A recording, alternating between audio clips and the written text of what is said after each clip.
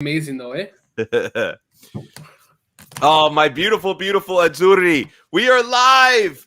It's crazy. I just got 95% of my voice back.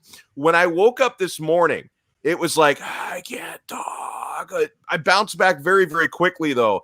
I was screaming at the top of my lungs yesterday. And by the way, welcome in everyone to another episode of the Calcio Connection podcast. We are connecting with you, Italian football fans from all over the world. I was watching Italy-England from a good soccer bar in Miami. It's crazy because it's actually a German restaurant, but a lot of English fans were there. A decent amount of Italian fans were there at the Fritz and Franz Beer House in Miami. And I was trolling the English fans so hard, guys. And these were like mother country people. They had the accents, the bangers and mash, the whole nine. And guys, I was going freaking crazy.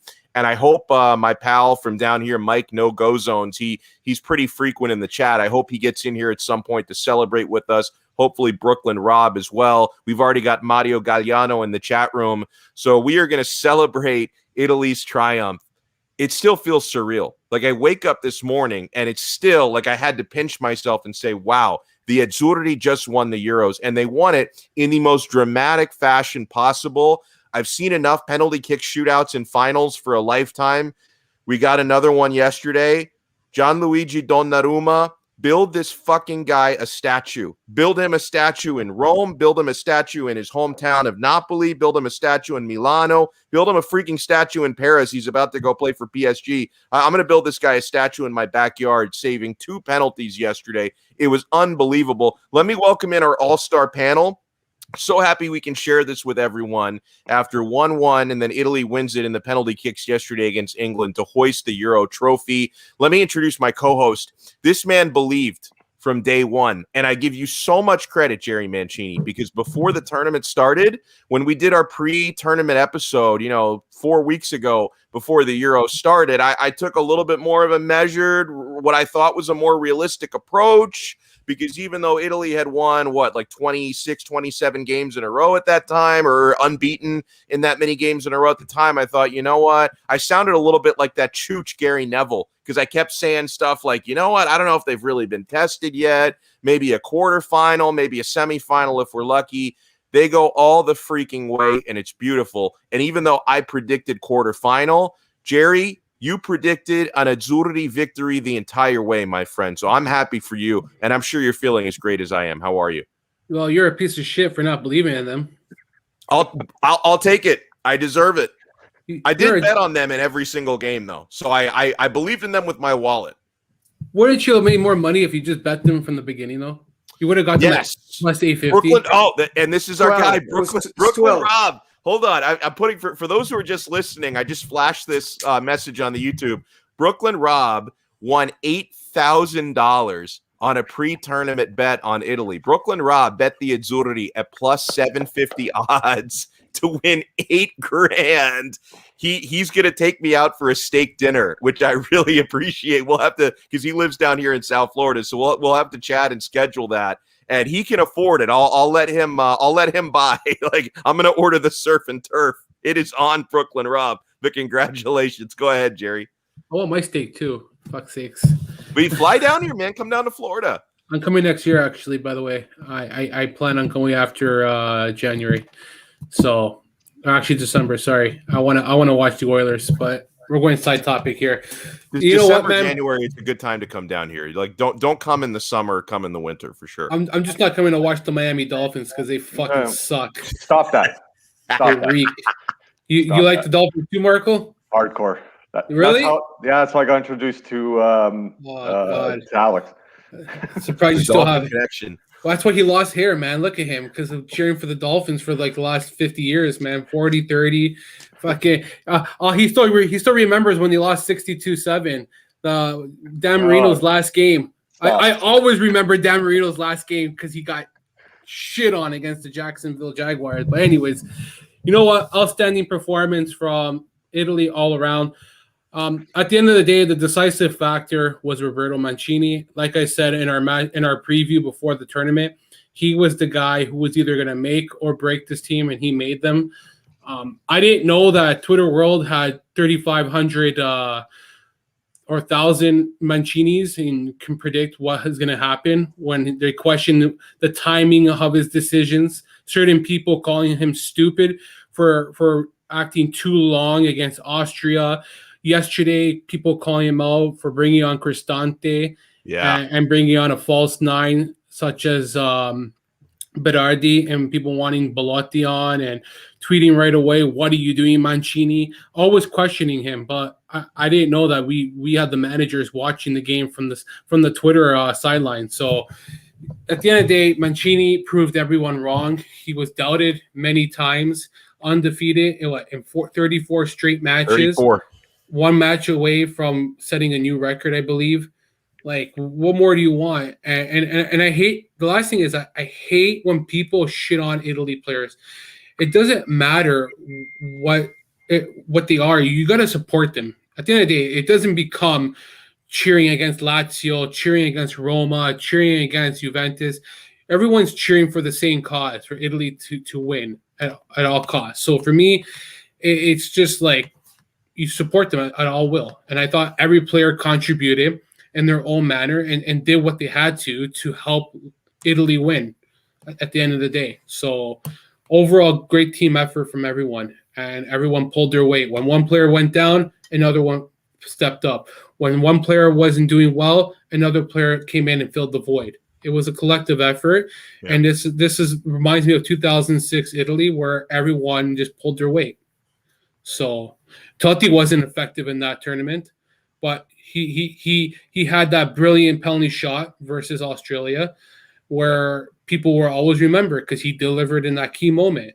Was he effective throughout the tournament? I don't remember him being as effective. Maybe people certain do. I don't know. I know it's 20 odd years ago, but maybe you guys know better. I don't remember Totti having a great World Cup in 2006, but again, people always remember him for delivering that key goal. Everyone just steps up in their key moments, and that's what we had here with Italy. You know, I thought that David Amoyal on Cultureland, this was the episode he did before the final, yet I still thought he made a really good point about the Azzurri, that the difference between Italy and a lot of the other teams in the Euro, where you had other teams like, you know, the Belgiums and the Englands and the Frances and the Germanys of the world that played like really great collections of talent, whereas the Azzurri played more like a club team. There was just so much more cohesion. Like you would to watch the way that they played together, you would never think that this is a national team that only convenes, you know, for about a week and a half every few months for an international break. Like you would have thought that this was a club that played together for the entire season. So really kudos to them for how well they did. Let's welcome in our star-studded panel for today. Our very good friend who has the best jersey collection, again, that I've seen. Now, I'm not only saying that because he's got so many Inter shirts. It really is an impressive collage. Mo is with us. Mo, it's been too long, sir. Although Jerry and I did chat with you last week on Ricky Buzz's stream, so it's nice to see you again, sir. How you doing? Hi, thank you all for inviting me, and it's a great panel right here with everybody here supporting Italy, as I can see. That I lived 94 penalty kicks, 98 penalty kicks, 90 penalties. 2002, that goal that was not supposed to be there, 2006 penalty kicks. So, and 2016 against Germany. And going to these particular penalty kicks against the English, who think they are the unluckiest team on earth, or they are not. After Italy won 82, they got out of penalty kicks in 86 and 90, if you're not old enough to know that. So Italy, until 2010, has not gone out of a World Cup without penalty kicks or a goal that was not supposed to be there, because Italy should have won the Korea game in 2002. So I was very nervous. And this is I think the second most nervous after 2006. 94, I was nervous, but I was young. But the teams that went to the final are actually the best teams in this tournament, because they both never let their guard down. If you watch Italy from the first game to the last game, we were never behind until that English goal. And the English only went behind against the Danish for a fantastic goal from the only chance that Denmark has against them in the semifinal. So the better teams reached the final. It did not help the English. They scored in the beginning, and we're going to come into that later. But the Italians are the best team of this tournament, followed by the English by not that far. but the Italians deserve to win. After scoring the 67 minute, I expected Italy to fall back, but for the last 23 minutes, Italy had the ball. Italy created more chances. The English did not have a shot on target. The Italians controlled the game, even in the extra time. So they deserve to win this cup. There is no superstar, but the whole team are full of superstars. Yeah, I think that's really well said. Also welcoming back in for the first time in a really long time, and I think we're going to be seeing his face a lot more. He's sorry, I thought a video playing in the background. I didn't mean that playing. We were welcoming in Manny Chang, who is styling today. He's got an Inter jersey on. I think Just that was 2011, 2012. Now Manny, he was supporting France in these Euros, but I know he was supporting Italy yesterday. So it's so glad to have you on, sir. How did you enjoy that drama yesterday, Manny? Well, guys, let me just say, man, Italy, this entire tournament showed what can happen when you don't reach, I guess, a big-time tournament like they should have. It seemed like Mancini and the Federation had a plan. And the minute they didn't make the World Cup, they said, it starts today. And you saw that plan into action. You saw the way that they carried themselves as a team. And I got to agree with that comment. I forget who you said.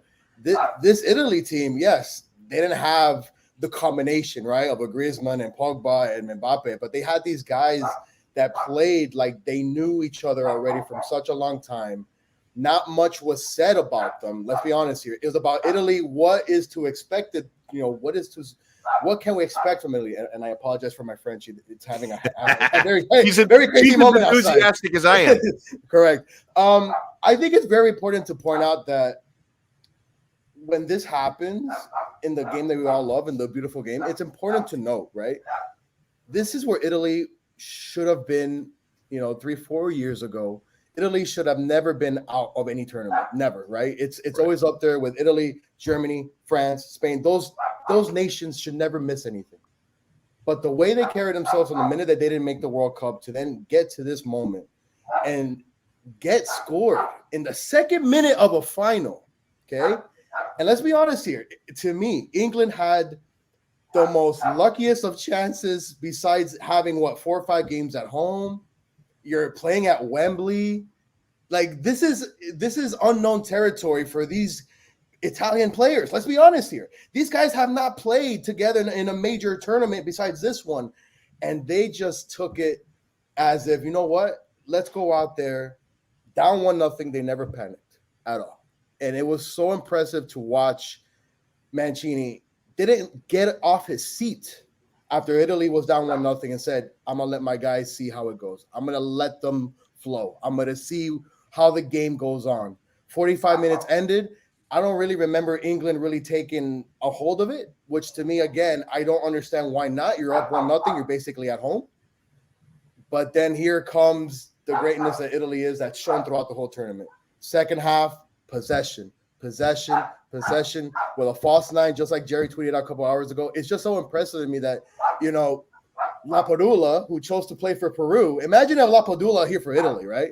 I think Italy probably would have scored more opportunities there, but for them to still use the wingers and just stick to their game plan.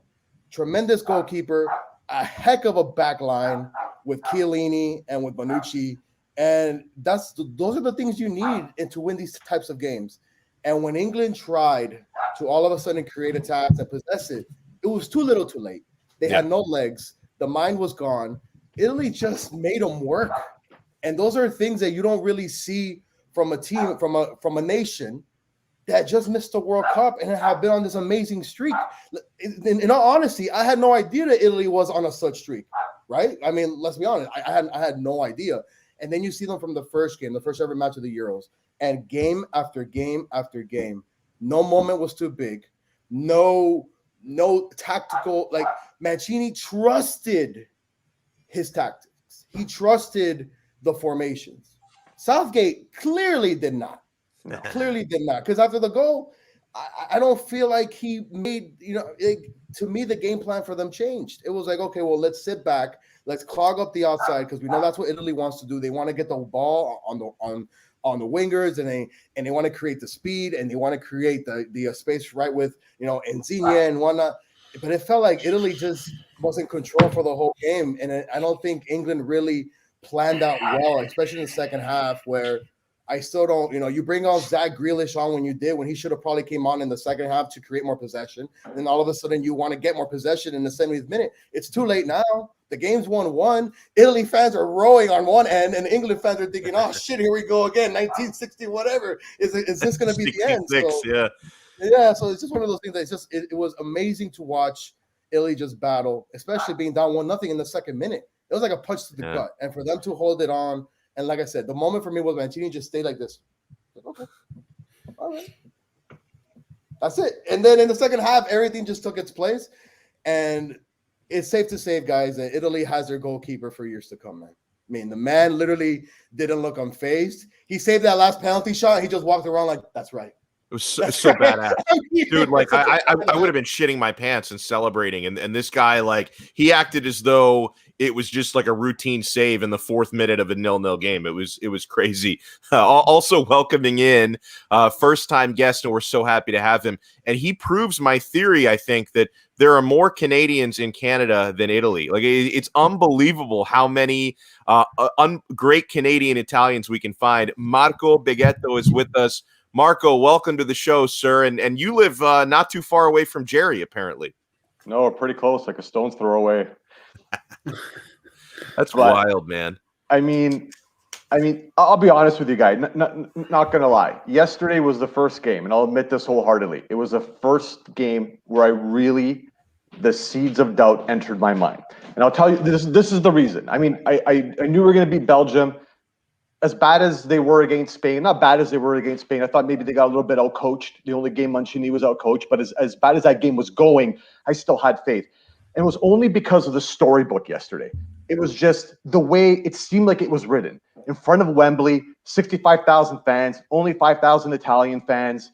The way England got there. I mean, I think I'm older than you guys, but I remember when penalty kicks were a horror show, and I mean, I lived through 90, 94, 96. Yeah. It was. I mean, penalty kicks were something to be feared, and it was just something about. I looked at my brother at one point, and I said, "For Christ's sakes, if England wins this thing by doing their best old school Catenaccio impression, the most cynical Catenaccio impression I have ever seen on a soccer field, and they win it that way, but after bashing Italian soccer for the last 100 years, like." That's just the way I felt that it was going. I mean, I should have had more faith. Mancini knows what he's doing. I think Jerry brought up the parallels between this team and the 2006 team. And I think if you look at it, I'm not saying it's a carbon copy, but it was very, very similar. You had 2 brick walls in the middle, Chiellini and Bonucci this time. You had 2 high-flying wing backs, Spina and Di Lorenzo this time. You had Grosso and Zambrotta last time. Grosso arrived at the tournament just like Spina did. Nobody knew who he was. Everybody remembered who he was after that tournament. The midfield, you had 2. They weren't as pressing as this midfield was. They weren't as sure on tackles as this midfield was, but you had creative midfielders in Pirlo and Totti. I kind of disagree with what Jerry said on Totti's performance. He was sort of like Jorginho, where he was quietly effective. If you go watch those highlights of those 2006 goals, I can tell you this, do your homework. He's involved in all but one of those goals in the 2006 campaign. Totti's involved at some point in every single one of those goals. He might not have had flashes on the field. And that's how I felt how this midfield performed. And finally, you didn't have a sure striker. You had Luca Toni, Quagliarella, Gilardino, and this time you had with varying degrees of effect, Immobile and Belotti. And we got goals from all over the pitch. And the final game itself, I mean, that might have been a carbon copy. We go down 1-0, and you get a goal back in return from a center back. I mean, it's just the way Materazzi. It was just the way it was written. I think I think it was a masterclass in coaching. I think England was just cynical I don't understand what they were doing. And frankly, it should have been over before 90 minutes. If Chiesa doesn't get hurt, that game is over in 90 minutes because the pressure, we just had our boots to their throats. And if anything, not only him going off hurt us, but that 5 minutes, 6 minutes allowed England to gather themselves. They didn't do anything with it, but I mean, they gathered themselves to compose themselves because I felt that goal was coming in 90 minutes if that game isn't stopped, for sure. Yeah, no, you said it so well. And also, when you brought up the Chiesa injury, and it was really hard to see him go down near the end of regulation, but it just reminds me of Italy having to overcome adversity throughout this tournament in losing, I would argue, their two best players to injuries at different points in the tournament. I mean, Spinazzola, up until he get hurt in the quarter final, up until that point, he was the best player in an Italian shirt. And then he gets injured, and they go on and they finish two great victories without him to win the cup. I mean, obviously, Chiesa was there for most of the way. He wasn't even a starter when the tournament started. That was, that was a switch that came, during the group stage because it had been Berardi starting before that. But then Chiesa had grown into a role of being, the best player on the pitch after Spinazzola went down. And then they don't have even the services of Chiesa in extra time, which really added some adversity towards the end of that game because he had been your best player, certainly in that match. There's no question about it. And they still overcome it. And then, something, guys, like I don't want to make it sound like I'm just gloating, like in case there are any, I don't know why they'd be watching this show, but if there are any England, football fans watching the show, I don't want to make it sound like I'm gloating, but I hope what happened to their team yesterday is a lesson to their fans in overconfidence. These guys, they were celebrating after the quarterfinal, like the tournament was over. It's coming it's coming home. It's coming home. Bangers and mash. Oh, like that's all that I hear. They're all like, guys, you still have games to win. It's like the tournament is not over. Like after the quarterfinal, they're acting like it's done. I see these British pundits. Oh, it doesn't matter who they play. They're going to beat anybody. Spain, Italy, it doesn't make a difference to us who they play against. You've got buffoons like Gary Neville, talking about, oh, don't worry about Italy. They haven't played anybody. They're not really good, like completely disrespecting this team. It's like, man, like I can't imagine. And I'm not even talking about the English players, Southgate. Like I'm talking about the fans and I'm talking about the assholes in their media. Like I cannot imagine being that cocky and overconfident when your national team hasn't won a major trophy since the Beatles were still touring. Like it's ridiculous to me how they can be that braggadocious in these situations. But do you know what it's like? Do you know what it's like? What? This is the most likable English team I've seen in my life. And I watch Premier Leagues as much as Serie A. And everybody that knows me knows that I watch every single team, even the small teams. Do you know this is like the one friend that is the nicest guy, but everybody kisses their ass, that you start to hate them without even knowing exactly who they are. This is what the media and the English fan did to this team. This team is very good team. Like the guys are really nice, and we saw that on the field. These guys are not the assholes like before from the English team. These guys are not like the John Terrys. These are not like these guys. This is not Rio Ferdinand. He would hit you. Yeah, these are the nice guys. The Declan Rice and Calvin Phillips are not. Harry Kane is a nice guy. Yeah. Marcus Rashford, Raheem Sterling. These guys help the communities. They are not assholes. They don't brag about anything. And by the way, their players, especially the ones who miss their penalty kicks, do not deserve the abuse that they're taking from some of their fans. That's what I'm saying. These fans obscene. showed the fans showed the actual colors of who they are after the loss. It's the same as when Germany lost and everybody said, you're not German, you're Turkish, to Ozil and Emre Can and Sami Khedira. And this is the same as the French when they lost and said, you're Algerian, you're African, you're not French. Mm-hmm. This is what happens. Soccer showed the world who some people are. Really, yesterday, the amount of abuse these guys got is unbearable. I don't actually get the overconfidence. I mean, if you look at it objectively, yeah, they were a good team. They had promise. They had a chance as much as anybody to win it. But I mean, there were clear holes in their game. They were awful against Scotland. They were vastly outplayed for long stretches against Germany. I mean, they got a late goal. Let's not forget, Mueller misses a breakaway sitter. He puts that in like he's supposed to. That's a different game. They might not go through. I mean, other than there was Ukraine where the defensemen stood there like pylons on 3 headers. Nobody jumped, nobody made a move. So I'll give them that game. And then and then essentially, there's a lot of holes in their game. You could have saw this coming a mile away. And then Denmark, obviously, they weren't that convincing. They played well in the second half and in overtime.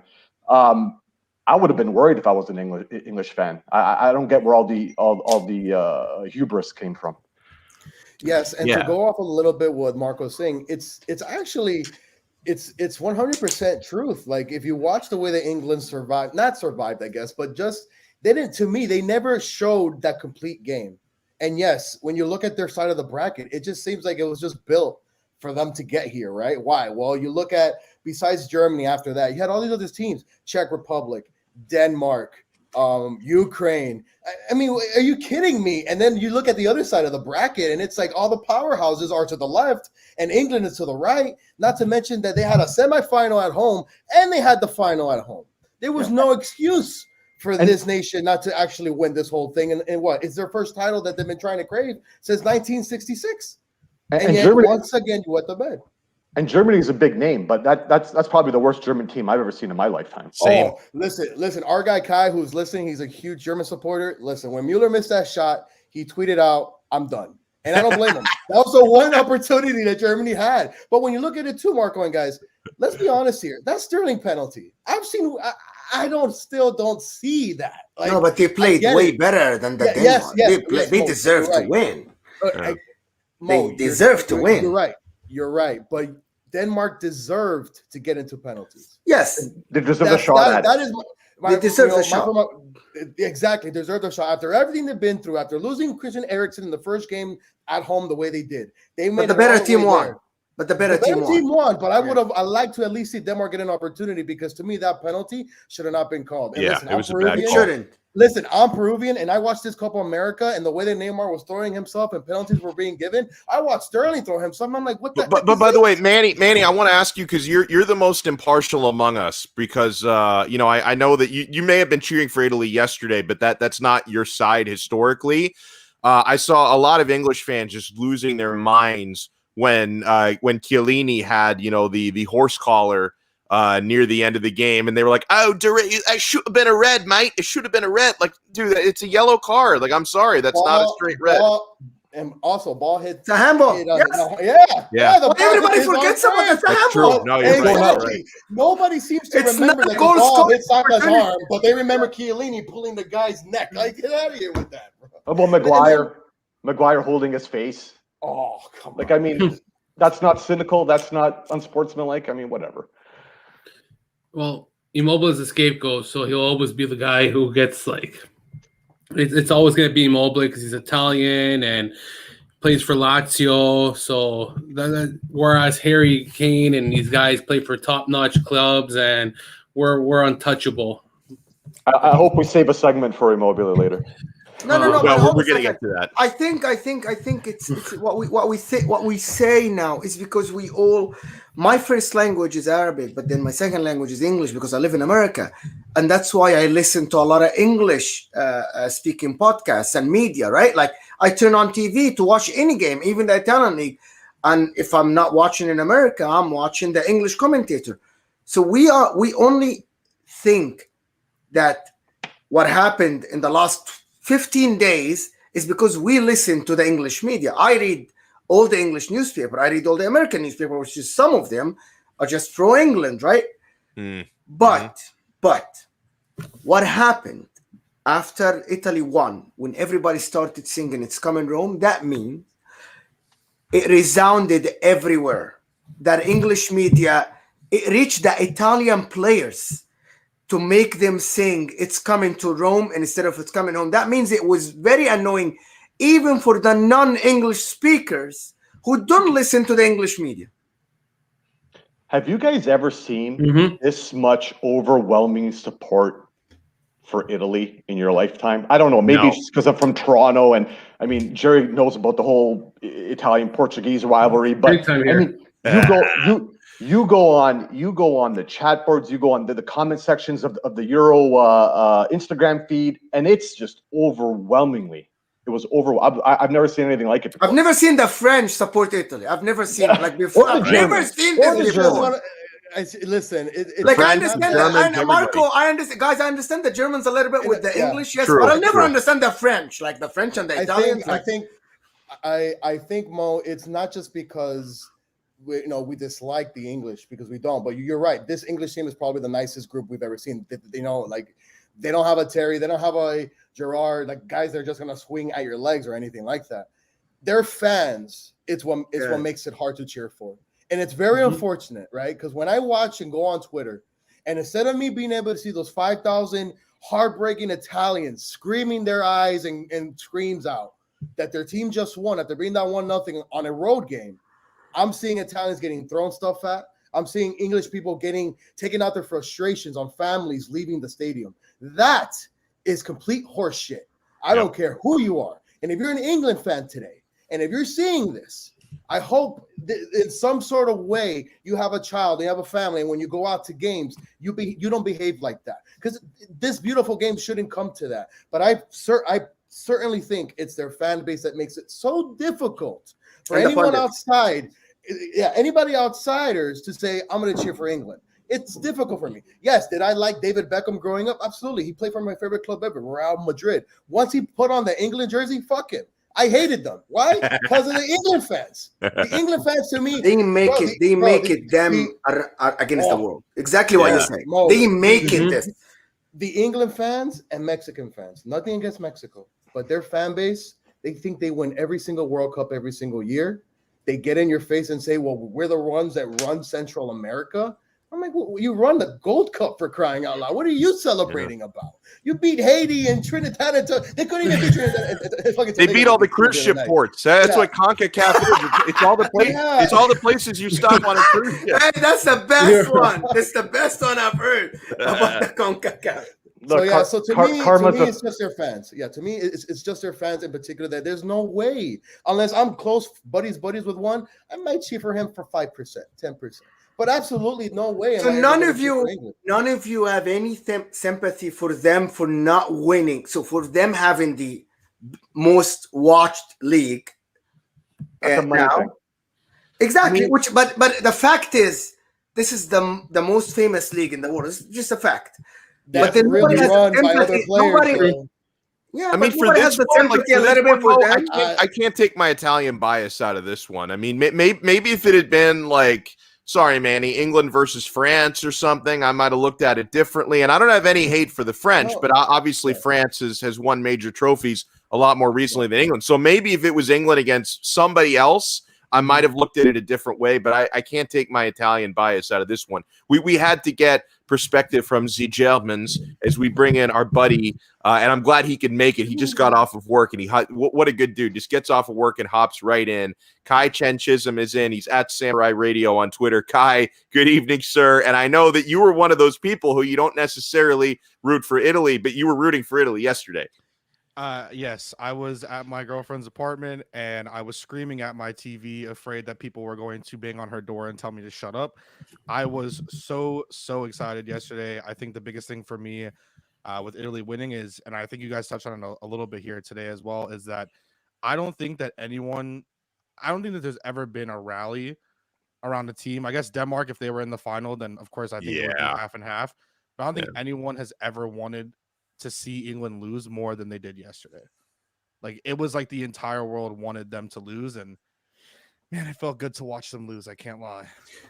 Jerry, I want to give you the last word on this, because I know you were certainly very vocal on Twitter, and I thank you for it. Calling people out, the Gary Nevilles and the Jamie Carragers of the world. I lost 30 fucking followers doing that, man.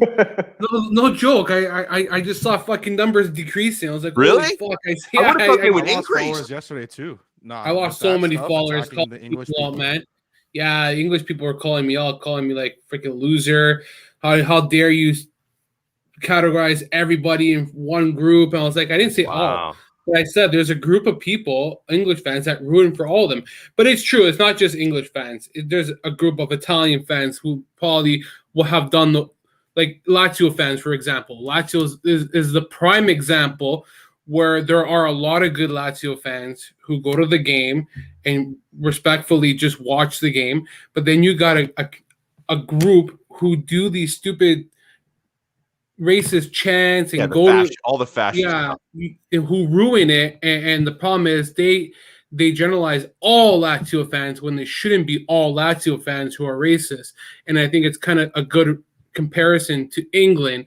And it's not all English fans who are bad, but it's the problem is once you see the media and you see people beating up people, it's a bad vibe. And you see how they're trying to get into the stadium, trying to get a free ticket by just barging in. And it's unacceptable. And I think it's worse compared to Lazio for one reason, because it's a national tournament and it's worldwide.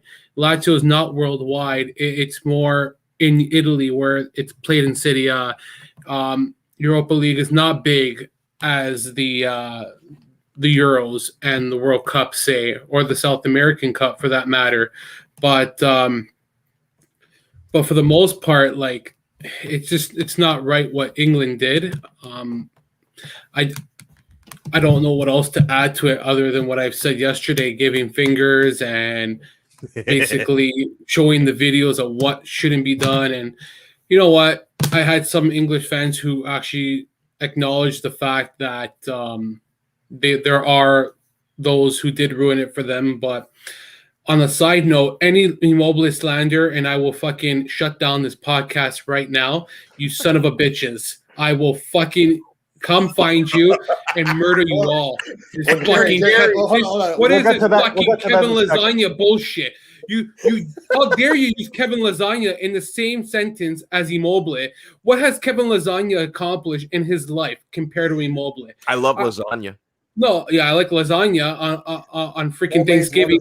Thanks, but the guy couldn't even deliver for freaking. He was better in FIFA last year. It was better in FIFA last year. Yeah, better in FIFA. Literally, it was actually a better player than Immobile in FIFA. Really? I didn't know that. Absolutely. People used lasagna who had less stats than Immobile, team of the season. FIFA doesn't lie, so I guess I will say one thing. Tired of this fucking Immobile slander. It fucking pisses me off. Alex, can I say one quick thing before we get to Immobile? Sure. Just one last thing about England, and I respect Jerry's point. I think the one difference though is that while the racism exists everywhere, I mean, obviously we've seen it with Balotelli, we've seen it with Italy, we've seen it in Spain, Germany, but England takes their shit show all over the world every time there's a major tournament. That's the fundamental difference. And I'm not surprised they decided to take one big giant shit on their front lawn this time for the entire world to see. That's the difference between them and everybody else. Chiro's a bozo. Fuck you, man. Because Belotti did no fucking better than Ciro Immobile. They both shit the bed when they. That's the problem. They don't have a real strike. Hold on, real quick. I want to say something. Belotti as well. Hold on. I want to bring Jerry. I want to bring you back in on Ciro for a second. I just want to close up the thing on the fans by saying, and I know I see Mike No Go Zones is in the chat. Mike, it was great seeing you. We watched the game together at Fritz and Franz in Miami with a couple of other friends of mine. It was a lot of fun. And it was there were a decent amount of Italians there, but it was 80% English fans and a lot of people from England. The people and the place was freaking packed. Like it was standing room, Florida style. Like I know for you Canadians, you guys have been like still in lockdowns recently. In Florida, we've been full go for like 9 months. So the place was freaking packed, and the England fans there, pure class. Like nobody gave me any shit. Nobody was rude. Nobody tried to start any fights. And I'll be honest. And I know Mike can agree with me. We were screaming on the top of our lungs. We were taking pictures with Mike's Italian flag in front of the big screen. We weren't calling anybody out, but I was being a little obnoxious and over the top for Italy. I would not have been surprised if one of those English blokes had tried to punch me in the face, but they didn't. They were very classy. They were very gracious in defeat, and I appreciate that. So obviously I can't speak for, English football fans all around the world, but the ones that were in the bar with us the other day were pure class, and it was a lot of fun watching the game with them. And you know what? I would have been the same to them had England won. If England had won in the penalty kick shootout, I would have been sad, but I would not have been mean to anybody. I would have congratulated them, you know, the same way that they were really cool about it. So I thought that was a good experience. And Football is saved. Football was saved yesterday, to be honest. yes. Football was Now, listen, Jerry, I said my piece, you know, briefly today on Chiro. I'm not going to slander the guy. No, what the fuck is this? Belotti came on and they won. This idiot. Belotti didn't come on and they won. Belotti came on and he missed a penalty shot, you jackass. Did you remember that? Oh, Belotti came on and the game was 1-1. He didn't win it for them. At the end of the day, Donnarumma won it for them. Get your fucking facts straight, you son of a bitch. Now, listen, the thing is, like, okay, like Cheeto, like I'm sure he did some things off the ball that people don't really appreciate. Was not clinical with his touches. Didn't have a great tournament, right? He was kind of a passenger in this tournament. Like you cannot say that Immobile really stood out. You know, part of it was he wasn't getting a whole lot of service. Another part of it is, you know, the way that Italy play, things aren't centered around the number 9 scoring a lot of goals. They spread the goals out. And listen, and I also that's unfortunately not a formation that Immobile thrives in. I think that he thrives best in, you know, a 2-man strike partnership in a 3-5-2. I don't think the 4-3-3 suits him. So it is what it is. And listen, Jerry, if I'm being honest, I know you don't want to hear this. Now, of course, Italy were just able to win a very important trophy with Immobile as the starting striker, and maybe they can do that again. But if, you know, Mancini is still going to be the coach, I mean, in the World Cup in 2022, they're still going to be running that 4-3-3. They're going to have similar personnel on there. I kind of hope that by that time, somebody like Raspadori or maybe Moise Kean can rise up and become a little bit more prolific, because in the Italy shirt, I don't know if Immobile is the answer under Mancini. It's unfortunate, but I'm not going to rip and slander your guy because he did his job and he is a champion. I just think that maybe within you know, the next year before the World Cup, we might be able to find somebody who can score at a more prolific clip in that shirt. So let me just add to this. Let me just tell you something about this. Ciro Immobile only succeeded in a 2-striker formation, like what you said, Alex. And with Maurizio Sarri going to coach the club next year, Maurizio Sarri, we know, play 4-3-3 straight with the 2 wingers.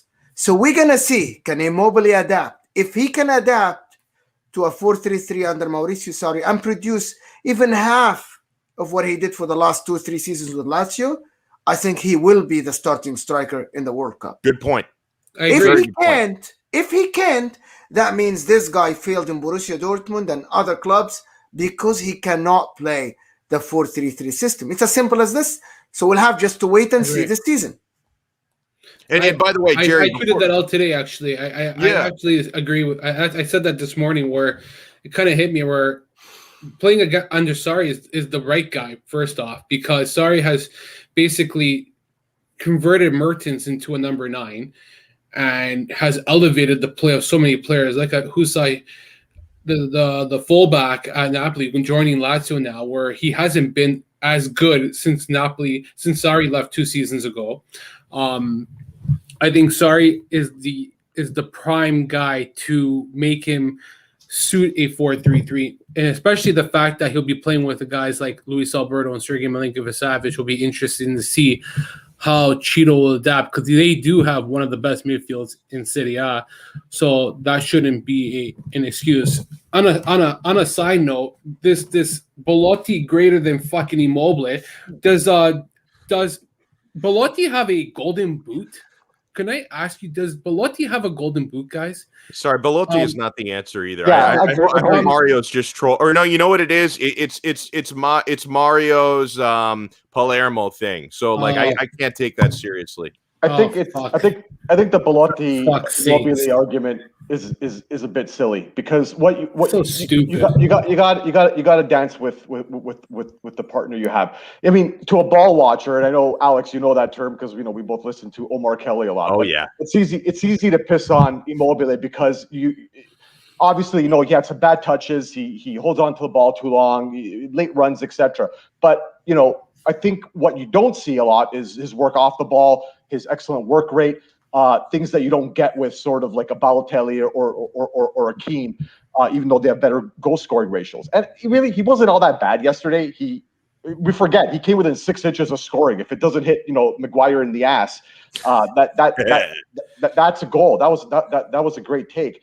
And what options do you have? Because Belotti isn't it. And, you can make the argument that Keane should have been called, not because he's a better player at this stage in his career, but I felt he gives you that ceiling. He has a higher ceiling. And maybe you catch lightning in the bottle, like how we caught lightning with Balotelli in 2012, where he arrives on the world stage. That was my argument for bringing him. That being said, there's no choice. You had to play him. Going forward, I think you need to do better at that position. The truth is, I had an argument once with my brother because he was shitting on Balotelli once, and I brought up a goal scoring rate for national, and Balotelli scored at a clip of 2.5 goals a game per appearance. Immobile scores at 3.5. That's 52 appearances, 17 goals. That's not going to cut it. 52 appearances is a lot for a striker. And, you can say what you want about, the Balotellis of the world, but you look at his goal rate for the national, it's right there with the Baggios, the Vieiris, the Inzaghis in the modern game. I'm not talking about your grandfather's Italy with Rivera and guys like that. But the bottom line is, you need to do better than 3.5 goals a game. And most of his goals come in qualifying against weak competition. So I don't know. So I want to go around the table to make sure we cover some of the moments in the game because we could probably talk about Immobile all night, and then Jerry's heart is going to explode, and it's going to be really awkward. So I want to go around on some of the feelings. Kai, I want to start with you watching the game, and like Manny, you were a little bit more impartial than me, Jerry, Mo, and Marco.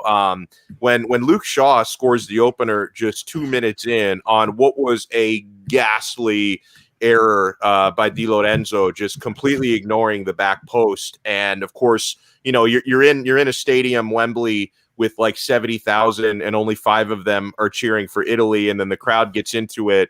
Anytime you concede on an ugly goal like that, and Italy looked pretty shaky in the early minutes. They settled down later in the first half, but they looked very shaky early on. And I'm thinking, like, my God, if we're not careful, and thank God Mancini and company were very composed, but man, if we're not careful, I thought it could end up being 2-3-0 by halftime at this rate. Like, I had a really uneasy feeling about it. Italy were able to take control to the point where, now you guys know me, I don't really care for the possession stat. It's what you do with it. But Italy ended up having 62% possession in this game. But what I really look at is the telling stat, and I'm not even one of these deep analytic guys. I keep it a little simpler.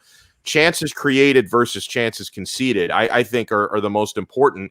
And you look at 20 shot attempts for Italy compared to just 6 from England. 6 shots on target compared to just 1 from England. I mean, for as impressive as Donnarumma was, he didn't have to do a lot until the penalty kick shootout. So Italy were able to take control. But Kai, I will admit, I was very nervous, in the second minute when Shaw scores and it's 1-0 and the crowd is going nuts. And I thought, man, this is going to be a long night.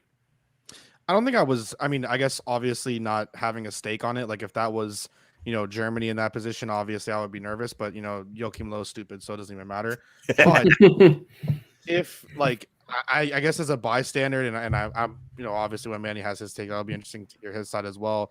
I wasn't as nervous because I felt like, and maybe just because I didn't have a stake on it, I felt like no matter what, Italy was going to end up winning that game. Like it just, even while I'm sitting there driving and I'm listening to it, like as I'm getting ready to get home, shout to Fritz and Franz, by the way. I know you were there. Great place. But, I wasn't really nervous. Like even with the Luke Shaw goal, just kind of watching it, I just kind of felt that, especially when Italy started to get settled, I know, and I mean, correct me if I'm wrong, I think at halftime when it came to possession, whether it's baseless possession or not, having, I think it was 65-35 when it came into the half, and they really started to actually get into their own and kind of dominate the game.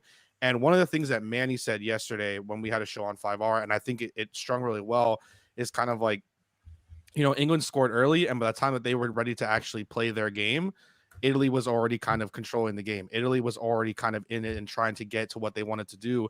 And it just, in that, 15-minute stretch from when Italy actually got the goal, it just seemed like they were going to score. It like barring Pickford, who I think was great all tournament, by the way, But barring like an insane, just him turning into what Donnarumma was and what Donnarumma was the entire tournament, it seemed like there was no way that Italy wasn't going to score. And then I think when it came into pens, I'm sure you guys were all nervous, but I think we know what England is like in penalties, and it showed. But I didn't think that there was any way that Italy was losing yesterday. I would have been stunned, to be honest with you. Even if they had lost maybe an extra time, then I would have understood, like, it is what it is. But in full time, I did not think that they were going to lose. Manny, you feel the same way? Yeah, guys. Give me 1 second. No problem. So I'm gonna be honest with you. I'm because I actually went to try to meet up with Alex, but the place was too packed. Parking was. It was too packed. Yeah. So I was like, you know what? I'm just gonna watch the game at home. And they score in the second minute, and I'm thinking, okay, this is unknown territory for Italy. They're basically playing at England, at Wembley. It's gonna be interesting to see the reactions of this team, right? Because I don't remember them being down in the whole tournament, right? Like when I'm trying to think, what were they ever down in a crucial match in the quarterfinals? I don't think they were down. Period. They were never down. They were never down. Period. So now this is such unknown territory for such a young team with a new philosophy and system that they've been building for 2 to 3 years. What's going to be their reaction, right? And then, in my eyes, in all honesty, guys, if England would have somehow scored another, then that's when I think Mancini would have had to do something that he hasn't done in all tournament, which is, guess what? We need to have 3 up top, create the 3 lines in the back. I don't care what it is. Have the 4 or 5 guys in the middle, possess it, and go forward. Because in my eyes, I think England would have totally had control of the game if they would have scored one more. But they did not take that, England did. They really didn't do anything besides maybe 1 or 2 more, chances in the first half. It was more of a game after England scored. What would Italy do? How would they create chances? Let's see if that Gareth Southgate defensive mind of clogging the outside and having Italy play through the middle. And this is when I think in the 60-plus minute, nothing gets – Jerry, don't get mad at me. Immobile got substituted. It opened it more for false line for Insigne, and it just created so much more spaces for those flankers to just push and push and push and create corner kicks, get fouled, create chances in the box. And that, to me, was such a tactic that Southgate just really didn't know what to do until it was almost the 90th minute. Oh, let's put in Zach Grealish. Let's see what happens. Saka, go in. And an 18-year-old, out of all things, go in there and create possession. By that moment, the game was already over in my eyes. Because listen, Alex, and my Italian faithful here, France and Italy have had their shares of unbelievable matches, man. Whether gone to penalties, whether gone to extra times. I mean, listen, with David Trezeguet, with me, with you guys in 06, there's so much history there that we can probably say, listen, it would if I would have really wanted a France Italy, but that's just me. There's no way though in my eyes that this goalkeeper that Italy has mirrors so much of what Gigi Buffon was for Italy such a long time, and the kid is still young, and you have 37-year-olds that are planning on going on vacation starting on Wednesday, and these guys are playing at the top of their game, in which I think I read a stat. They didn't play together a lot last season, right? Which or whatever it was, right? Because one was hurt and whatever. But it's that Italian connection, man. It's so unfortunate because I was hoping that Varane could do that with Kimpembe and grow something, which it's been total shit show, But I never lost faith in Italy because of them only being down 1. And the moment I saw that change in the 16th minute, and it just felt like Italy just possessed and pushed. And it's like I told Kai, by the time England said, "Oh shit, we have a chance to actually score and win this," it's 1-1. The legs weren't there, the minds were tired. It's like, and then Southgate tries to create a substitute, trying to get on guys to shoot PKs, puts Marcus Rashford, as a CB in the corner. I'm thinking to myself, dude, you're really desperate right now because your game plan, when you should have been going for the game during the game, you decided to say, you know what, I'll hold for penalties. You don't ever do that. You play to win as long as there's time on the clock. And to me, they just decided to hold it back and wait a little bit. And I think attack too. But again, how many times have we seen goals with Italy from set pieces in historic moments, right? Yeah. I remember Grosso, bro. I remember that goal, like unbelievable. Came off a corner, it bounced a little bit. Pirlo found him, that lefty shot. Like that to me will always be an incredible moment that I've ever watched in World Cup history. But we've seen Italy score all those moments, and to me, it just seemed like England froze. And it sucks, right? Because Harry Kane, I think, should have been more vocal. Harry Maguire should have been more vocal. It's just that these guys were unprepared. They seemed like they had the game won. And as soon as Italy punches them in the face, oh, okay. It's just, that's the other thing. It was that attack for England. And I said it, yesterday, and I guess also it kind of just depends on, and I guess I would like to get everyone else's take on it as well. It's like, you never saw, like, Harry Kane showed up against these teams that England's supposed to beat. These are teams that you're supposed to go out there and destroy. And like, he showed up. Yeah, that's great. But it's like in the group stage, he didn't show up. And then when it mattered most, him, Sterling, everyone just went flat. Yeah. It's like England's attack, just for all the promise they have, and a guy that some people try to say is better than Lewandowski can't show up in that big moment for you. It's like, dude, it was crazy. After all the praise that Gareth Southgate was getting for, getting them to that moment, and the penalty kick against Denmark that shouldn't have been, it's like you saw kind of that weakness that you have these guys. I mean, he almost didn't even get the substitutions for the players who missed the penalties on at the end of the game. But that's not his fault, by the way. That's not his fault, because it's a practice. He should have been more prepared. No. But it's I heard this today. There is practice. There is an order in practice the day before the game and the day before the game. They practice, and they know that these people are the best. They missed. Baggio missed the penalty in '94. Oh, I'm not even talking about that. I'm talking about he didn't even almost get them on the field because his team is taking throw-ins and stuff. So that's management problem. But for him to choose these guys to shoot, it's not a personal choice. Marcus Rashford shoots penalty, and apparently in practice, these guys are actually the best, along with Harry Kane, to shoot penalties. I'm sure he chose them for a reason. Like, he wouldn't put a 19 years old. He wouldn't put a 19 years old to shoot unless this guy scored every single one in the practice for the last 10 days. Yeah. No, I don't. May I say just one more thing on this? One more thing, and then we'll move on. Go ahead. So I thought these two tweets from Get French News, I think it's amazing. So I forgot the guy's name, but he said, he says, Gareth Southgate's philosophy mirrored that of Deschamps, with lots of major talents, perhaps less world-class quality, but the same ruthless pragmatism, centered on countering via fullbacks and a defense with a strong chemistry, and it nearly worked. But as France found out in 2021 in this Euros, is it sustainable? Especially when you have such attacking potential in a country that just doesn't want to win, but just do it in style. Italy, by contrast, had the most refined philosophy of all in all sides at the tournament, and it was so compelling. I think that tweet right there showed the Italy confidence in where Mancini trusted and made it happen. Gareth Southgate waited and hoped that it happened. That's what I see. I'm going to wait for Marco to say what he wants to say before I put my tick on tactically on the game. Go ahead. Go ahead, Marco. Yeah, sure. I mean, I mentioned it before. It was just full disclosure. I mean, that goal at the 2-minute mark, that was a kick in the nuts. It winded me. I was worried. Only because, like I said, it's just the way the story seemed to unfold. It almost seemed too perfect that it was written this way. I underestimated Mancini. I mean, he didn't. I mean, I kind of questioned the Cristante substitution, but who the hell am I? In retrospect, it worked. Don't forget, we lost 3 key members to injury in that second half in overtime. Chiesa, Insigne, Verratti all went out, not because of fatigue, all because of injury, and they didn't miss a beat. The replacements came in, and they didn't miss a beat. England still looked shell-shocked. They could just not regain their composure. They could not adapt. Italy adapted to everything that happened in the game, every injury.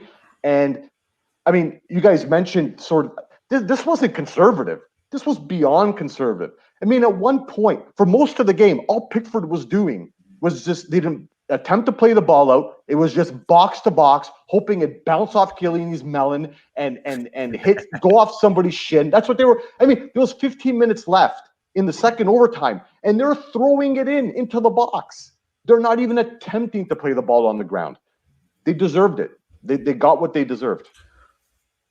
Jerry, I want to get you in on this as well, man. With the way the game played out.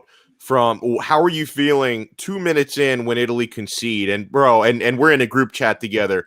I was so mad at Di Lorenzo. Like I was like, oh my God, what the hell is going on? And he was pretty poor in that first half. So your take when Italy went down, and then of course when Bonucci finally scored, and it was one of those amazing, just gritty, workman-like goals, like get in there. I thought more were coming in regulation, to be honest. Oh, I can't hear you. You hear me now? Yeah. Okay, I had to unmute the microphone. That's why. No worries. I thought that Italy were pretty fortunate to have tied the game in a way, because the way the goal went, Pickford actually made the save, and credit to Bonucci for following up on the rebound and not quitting on the play. I know we had chances throughout the game. I love how people think that we were going to score 4 or 5 goals, but it was never coming because Pickford was on his game, just like Donnarumma was on his game. First half was all England, in my opinion. I thought they were really dominant in that midfield. Italy it took us a while to progress into the game. Maybe because they were nervous being the visitors. The England got the jump that they needed.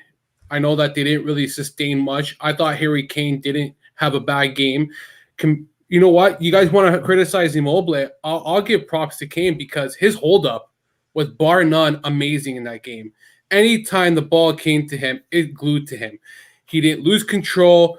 He gained composure. He got an advantage. I thought his end product was kind of lackluster, and he didn't do much with it. Raheem Sterling, fantastic game. I thought that his speed was bar none amazing. He created a lot of chances, was still going in extra time. He had multiple chances down the right wing, just didn't have the service maybe in the final end.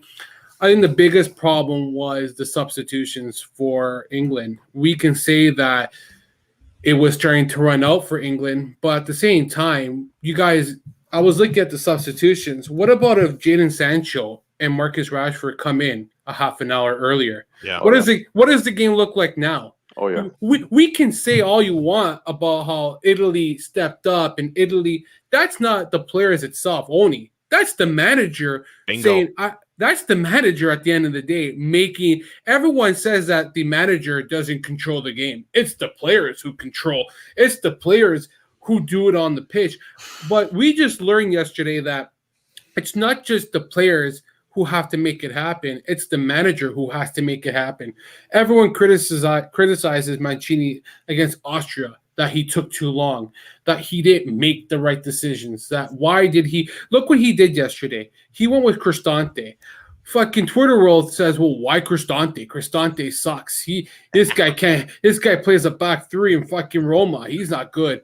Oh, I didn't know everybody was Mancini. That's why I laugh. I laugh how people call him out for consistently starting Immobile, for going to Chiesa over Berardi when everyone's like, oh, why Chiesa? We got a super sub. This notion of a super sub is stupid. I'm sorry. Unless your name's Felipe Caicedo, an example, that's a super sub. Why is he a super sub? Because he's not known to be a starter. He is known to come off the bench and be impactful for 20 minutes. That's not Chiesa. Chiesa's impactful for 90 minutes.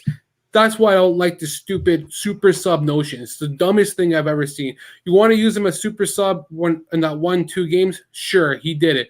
But to consider him as a super sub going forward, Mancini proved everybody wrong. He was the right guy to start over Berardi. He did everything right.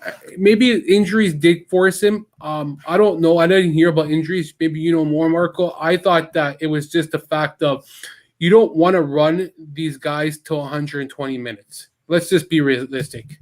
And people were calling out Mason Mount, and he wasn't good against England. But you also have to remember, Mason Mount played Champions League up until the last day. Mason Mount played almost every game for England. Like, what do you want? I think that's a big factor to guys such as Immobile and Barella, who were really non-existent as the tournament progressed. And maybe the fact that these guys, and I'm not saying it's an excuse, but these guys have played a lot of football this season. Mm-hmm. Maybe giving Belotti another start over Immobile would have been maybe better, just to help Immobile give a rest, give him some time to heal. Even Barella, taking him out and you let him heal. But at the end of the day, it's easier to say in hindsight, but what worked, and you won the games. But I'm just saying, looking back, maybe that could have benefited players just to give them an extra day of recovery because they have played a lot of minutes. For England, I thought it was a balanced game. It could have gone either way. Look at the goal, how Italy scores. Like, when they had good chances, like Chiesa missed the right side just from outside, and he manhandled Declan Rice. And I get everybody's calling him out. Oh, did you guys see how Chiesa bodied Rice? I thought Rice was their best midfielder and their best player of the game. Soon as Rice came out of the game, they didn't have anything in that midfield anymore. They lost that attacking. They lost that speed. They lost that creativity to move forward. I'm the worst to pick up players and what everyone's doing because I find it so difficult for myself to catch 22 players on the pitch and who stands out, who doesn't. I always get that one guy, and Declan Rice really stood out to me yesterday. I was calling him out earlier in the tournament, thinking that he was overrated. You called him Uncle Ben in the last. I think that it's just Twitter being foolish and calling him out that he's shit. I think he's a great. I think it's stupid, personally. I think he's a really good midfielder. Is he worth 80 million? Absolutely not. No. Is he worth 40 million? Probably. I'd say yes. Yeah. That's a fair evaluation for him. Guys, the guy did everything he could to help his team. At the end of the day, you got a guy named Jadon Sancho who just got bought for 73 million. That rings a bell. If you're someone worth 73 million, doesn't say, oh, maybe I should start this guy. I know that money shouldn't determine a player, but it kind of rings a bell that you don't just throw him into penalty shootout and say that, hey, you played for 3 minutes, go shoot. It's all on Gareth Southgate yesterday. I thought that overall he had a good tournament. Can't say he didn't because they did what they had to get to the finals. We can all say that they had every game at home. I'm not going to use that now because they lost at home in the final game. And I thought the pressure was really on them in the last 2 games. Playing at home, it doesn't always benefit you. 65,000 fans are on your back, especially fans like England, where they're just really rowdy and can be very vicious. They had a lot of racist comments thrown towards them from the English fans. I think that's a disgrace because that you're insulting yourself by insulting your players. You're telling your own country to go fuck itself. That's what you're basically saying, in my opinion, there. But I can keep going, but at the end of the day, guys, you don't bring Rashford and Sancho at 2 minutes left. Even Jack Grealish. Jack Grealish should have came in maybe at the 80th minute, 70th. Like, those are 3 impactful players. And then I thought, if anything, he was coming on that late to potentially take a penalty, and he didn't even get to take a penalty. Yeah, stupid. So stupid. Like, he should have taken the shot. You don't make a 19-year-old take the last shot, but what the fuck do I know, guys? Those guys get paid fucking millions of dollars. They have won championships. They have proven everything. They're at the top of the level. I'm just a guy on a podcast speaking my opinion. So at the end of the day, I don't like to criticize players. I don't like to criticize managers because it's a difficult situation. And at the end of the day, and I know it's a cliche or it's an obvious thing that one has to win, one has to lose. It's shootout. We can say that Marcus Rashford, we could have said that maybe whoever didn't, I don't know, Sterling takes a shot. Who's to say that Sterling scores? You know what I mean? You can say that he misses too, even though he's a veteran. Belotti's one of the best penalty shooters. And did he score? No. Nope. So we can and dude, freaking Jorginho. So after Jorginho's ice cold penalty against Spain, I see everybody on Twitter talking about how Jorginho is the best penalty kick taker in the entire world. And then you see, and in fact, hold your thoughts because I want to go around the table before we wrap it up. Just on that one more thing, final thoughts, because we haven't like Jerry, you brought it up, so I want to let you continue your thought. We'll go around the table. Just what everybody was thinking during the penalty kick shootout, because I thought this was interesting. This message from Mike No Go Zones. Even though we were watching the game at the same place, he must have been paying more attention to some of these details. He asks, "What's the panel's view of the showboating done by some of the English players during the penalty kicks?" Guys, I'll be honest. I was so hyped and Yeah. nervous and anxious. I didn't notice. Like if same. they were showboating personally, maybe you guys saw it differently. All I was When thinking Jorginho about is missed. what's going in, what's not. I didn't notice whatsoever in notice at all. showboating. I'm When not against it. When Jorginho missed, Pickford did this. So Really? people Oh, yeah. I didn't even notice that, honestly. I Wow. noticed I'm not at all. against it. I'm for it. Whatever works to get into the mind of a player. Absolutely. Yeah, I can don't. agree I'm with not that. against it, man. Yeah. As long as You know there are no what? hard feelings, absolutely. Yeah. You say Yeah, and these are whatever. professionals. And Argentina it goes did it back to against your line. Colombia. It goes back to your line. All these guys are making freaking millions of pounds and millions of euros and dollars. Like, if you want to talk a little trash during a shootout, Yeah, because you think you'll do get it. into your opponent's heads, I'm fine with it. There's no rules that says you can't talk down to a player during a shootout. It's not disrespectful. What is this, church? Like, come on, man.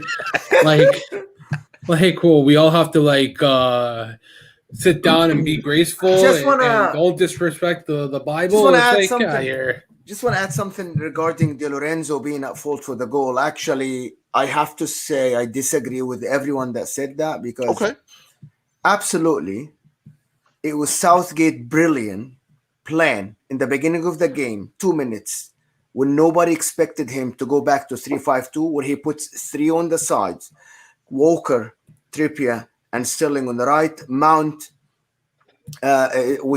Shaw, and Maguire on the left. Italy did not know who to press, who to mark. Before the Jorginho injury, Luke Shaw was free all the time when he goes forward because Chiesa did not know that this is my guy. I should track back this person until Mancini brought him to the side and told him, hey, listen, you and Insigne are the wingers. You need to track the wing backs, not the center backs on the outside. And Harry Kane actually dropped, and everybody on the right side, it was Trippier, Walker, and Sterling on the side, and Mason Mount, and then Harry Kane went to the 18. Di Lorenzo had to tuck in with Bonucci to mark Harry Kane because Harry Kane was the last one on the line, and Luke Shaw came in free. It was supposed to be Chiesa or one of the midfielders. It was not Di Lorenzo. This is when you play a 4 in the back versus a 5, the winger has to track back. There is no other way around it, and that's what happened. It's not Di Lorenzo's fault. Good shout, man. Great breakdown. Yeah. Great breakdown. So, to be honest, yeah, go ahead. Go. Yeah. I just want to when you're continue done with that, let me know your take on the shootout as well, man. Yeah, but just one more thing. Yeah, the sure. problem with Southgate is that goal hurt them more than it benefited them because the players dropped back and Italy would not have scored. Italy had 2 chances. Chiesa shot with the left in the first half and the shot that Pickford said in the second half. Otherwise, the 2 defensive midfielders, Calvin Phillips and Declan Rice, actually shut down the Italian midfielders. They let us have the ball, but there was no chance. There was no big chance. Mm-hmm. People are saying we could have won only after the 67th minute, where actually England tried to play again, but it was too late. The players mentally were actually thinking that we're going to defend the 90 minutes and we're going to win this 1-0, but it didn't happen, and the Italians scored. He tried to bring in Saka for Trippier and switch to 4 in the back, but it didn't work because the players were now thinking, oh, I have to defend for the 90 minutes. That's why the position, even after he brought in Saka and switched to 3 up front, it was still 65-35. Even after he brought in Grealish, they could not hold the ball. It was 65-35 if you break down the game. I think it hurt them more that they scored early in the game. And shout out to Mancini, who actually second half brought in the wingers inside and let the fullbacks fly more to create more chances and have a lot of position around the 18, which is why we got 2 free kicks around the 18 instead of having the free kicks outside. But Southgate did not read that because the players were just sitting back, even Harry Kane. Mm-hmm. As for the penalty kicks, I have shot penalty kicks all my life, right? And it's all about who shoots better. I missed 1 out of 50 during all my life. And it's because, and nobody can tell me do not shoot penalty kicks. So I'm sure everybody that shot penalty kicks were supposed to be the best kickers. Like Jorginho, Bernardeschi. You wouldn't let Bernardeschi shoot penalty. The guy is low in confidence, but he shot that penalty kick against the Spanish team and against the the English team, as the best penalty taker. Like, he was quite calm. Here you go. This is it. In the corner. Boom. I score my penalty. Jorginho missing the penalty. Actually, Pickford is an amazing goalkeeper in penalty. yeah. He proved this. I did not know that he can save penalties. The guy waited with Bonucci and waited with Jorginho, waiting for them, and dived the right way. Donnarumma, of course, his height helped him, and the English player sucking at penalty kicks helped him. But both goalkeepers are actually fantastic. And the best team won because England could not actually recreate their game again, which was the pressing they did in the first 2 minutes after Italy tied the game. Marco, I'll go to you next. What was your view on the PK shootout, the way it unfolded? Because my heart was in my throat that entire time. Yeah, absolutely. I mean, I already mentioned. I mean, I'm older than you guys, and penalty shots in most of my childhood were absolute torture. You can go look at my the house I grew up in and look at all the holes in the drywall as evidence. I mean, it went the way I think it had to go. I think Donnarumma. You mentioned guessing. He's guessed right more than a few times in this tournament. There was a couple just perfect shots, even in the Spain shootout where they were placed in the top corner, and he guessed right. I'm not gonna lie. I think when Jorginho missed, I was deflated. I thought, this is it, bro. This is because all Jorginho had to do. He scores. It was over right there. And when he didn't, I was like, oh my God, maybe it is going home. I just felt at that point that was the TSN tournament. Well, you guys don't know what TSN is. Jerry knows. I know. That was the turning point, and I thought, this is it. This is the way it's going to go. The guy that, as you guys mentioned, Twitter has just anointed the best penalty shot taker in the history of the game. Just 2 hours ago is the one that's going to lose it. But I mean, Donnarumma. I mean, I'm obviously Milanista, so I mean, it was bittersweet because I think he's arguably the best goalie in the world, definitely in the top three, and it's going to suck to see him. I'm sorry, dude. I'm sorry. Yeah, and you know what? And I said this on. I was doing our daily dose of Interpod on the channel today, and I even said it. Like, honestly, obviously, I didn't love Donnarumma being on Milan, but I'd rather him play for Milan than play abroad. Because I Serie A just lost their best keeper and the best Italian keeper. You hate to lose a guy like that to PSG. So it sucks, man. I'd rather him play for Milan than PSG. I think it's going to really hurt them next year. I think obviously they have a lot of holes to fill. Well, I mean, they filled some of them, but they definitely need an attacking mid and a right wing. But I mean, especially in a Champions League campaign without a goalie like that, I don't know. So let me go to the to the ones who were probably a little bit less emotional than we were. Kai, well, what was your view on that penalty kick shootout, man? What was your fucking view, you piece of goddamn German fan? Your team shit. Fucking, you got a manager who picks his ass and picks his boogers and eats it. He's not the manager anymore. What's with that? Did have a manager. Don Flick is going to save Germany. Let me be clear with that. Hansi. Who has to pass by my uncle, Roberto Mancini. Listen, Don Flick is going to save Germany from the hellhole that they've been in. Hey, did your volume get lower? Like you sound a little low now for some reason. It might have. Okay, there we go. Am I good now? There we Perfect. go. Yeah. Perfect. So I had to add a different, thing to the mic. Make it a little, anyways, so just quickly, because I want to just go back at Jerry really quick on this.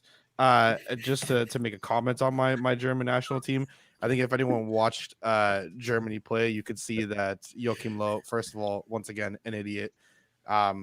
And second of all, it is what it is. It's Hansi Flick time. Anyways, with Italy, I think just with the penalty shootout, and I saw someone tweet out, and it was an English follower that did follow me until I mocked everybody, but someone who I follow as well. But I saw them tweet that the curse was lifted once they beat Colombia in the penalty shootout in the World Cup, and they're gonna go ahead, they're gonna win it, it's coming home. I thought that Jorginho was gonna make that. After that second save from Donnarumma, I was like, oh, this game is done. It's over. And then once he missed, I couldn't believe it. I mean, I looked at my girlfriend, who knows nothing about football, But I looked at her and I was like, I can't believe that dude just missed. And she was like, well, 2 other of England missed. And I was like, yeah, but you don't understand. Like, it's crazy that he missed. And when, they put out Bukayo Saka, I was like, I think he'll probably miss, but like, who knows? Like, these things are just unpredictable. I think, and just from a side of like the English fans, and I know like it was mentioned a little bit earlier, and I just kind of want to touch on it a little bit. I could have never been so like happy to see that happen, not just for Italy and for you and Jerry and for everyone here that is here and interacting and loves the team, and just in general, seeing your team win, seeing your national team win is something magical. And your team, I know, for Inter winning, Jerry and Marco, them winning the league this year, it's magical. So I think just for that alone, I was very happy for you guys. I was very happy for Italy. It's probably the first time I think I've ever actually rooted for Italy. But I think it was great to watch the England fans who, not the ones who are being extremely racist and ignorant and just saying crazy things on Twitter, but those who have just been saying it's coming home. And I mean, the it's coming to Rome thing was amazing to hear and see. Like, that was just the greatest thing, because I think the ignorance, playing every game but one in your home stadium, like, it just all came, and it was just like the great football. Really, I can't remember who said that football was saved yesterday, but football was really saved yesterday. Could you imagine how horrible it would be until the Qatar World Cup in December next year for everyone to listen to English fans proclaim that they're the greatest thing? Oh, we invented football. We won the Euros. We're better than everyone. None of you guys are anything. Hey, for a country that invented football, they suck at it. So karma's a thing. Karma's a thing. So they can come talk to me in 2075. Well, Kai, unfortunately, you must not know Argentinians, man, because they're annoying as hell too. Oh, really? Yeah. I think I was kind of rooting for them. I mean, I watched the Copa America final on Saturday. I mean, I don't know. I didn't really have a rooting interest. I was rooting for Lautaro Martinez. Like, I don't know. That's kind of what it was. He did a stinker on Saturday. That's what he did. Oh, but he was good. Semifinal, though, he was huge. I heard he was good semifinals. Yeah, he was. Manny, what was your take on the PK shootout? By the way, Brooklyn Rob, fuck you, but I love you, man. No problem. I think in reality, I got nervous when Jorginho missed, but I saw the way that the quickness that Donnarumma was able to get to that Harry Kane penalty, even though he scored, but the way he was just able to just throw himself and get there, he was just a millisecond away from blocking that penalty kick, gave me the confidence of knowing, man, with everybody else, besides Harry Maguire's kick, obviously, because that shit just went straight corner, and there's no possible goalie unless they had 8 arms, and it was probably gonna get saved.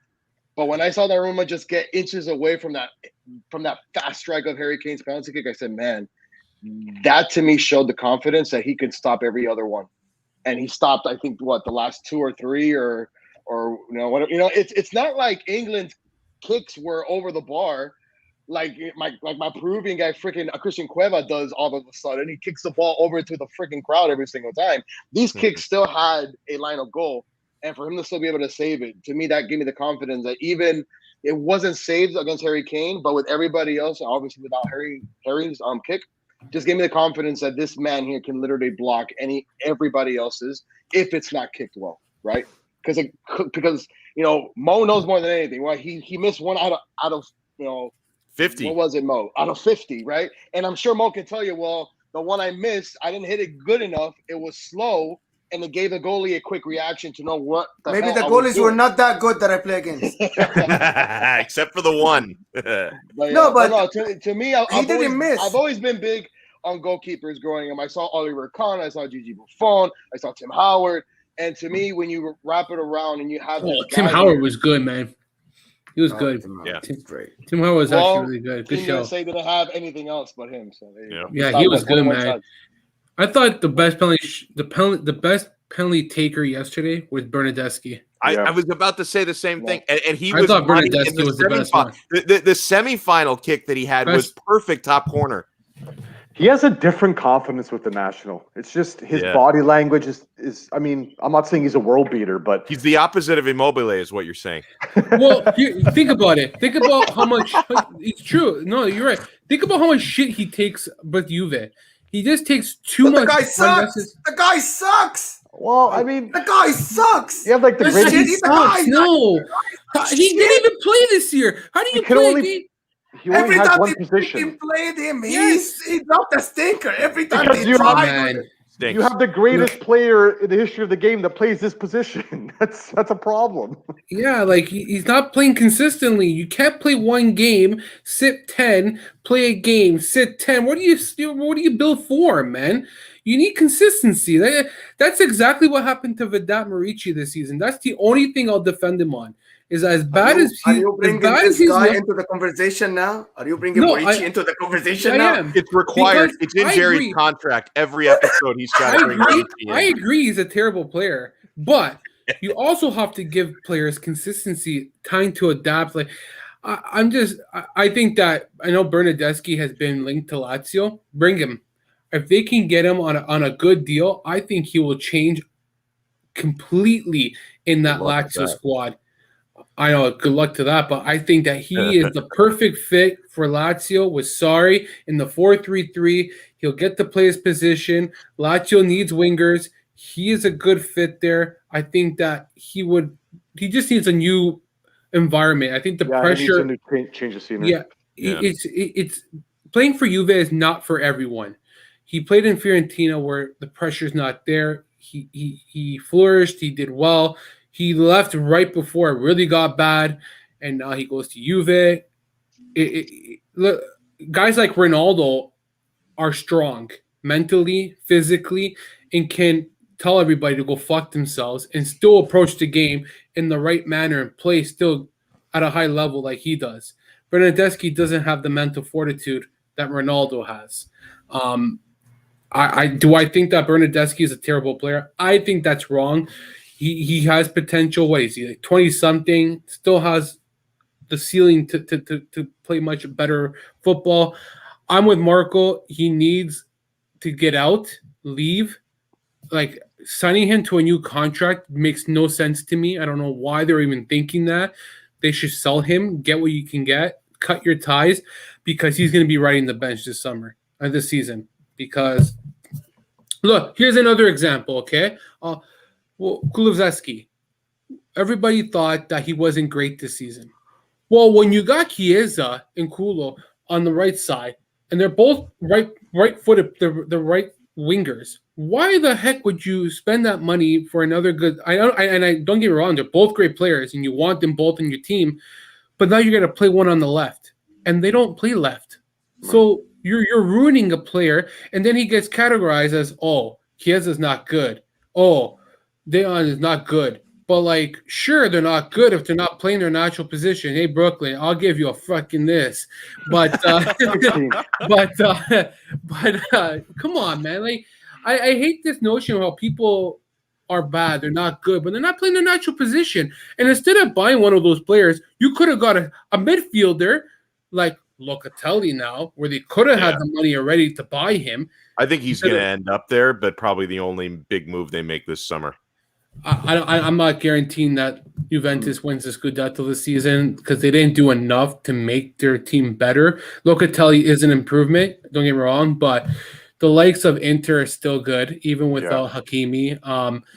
Napoli is my choice because they didn't lose anybody and they have a deep squad. And they shouldn't have any injuries to begin the year. And plus, you got Spalletti there. I'm curious to see how Lazio does. They didn't sell anybody.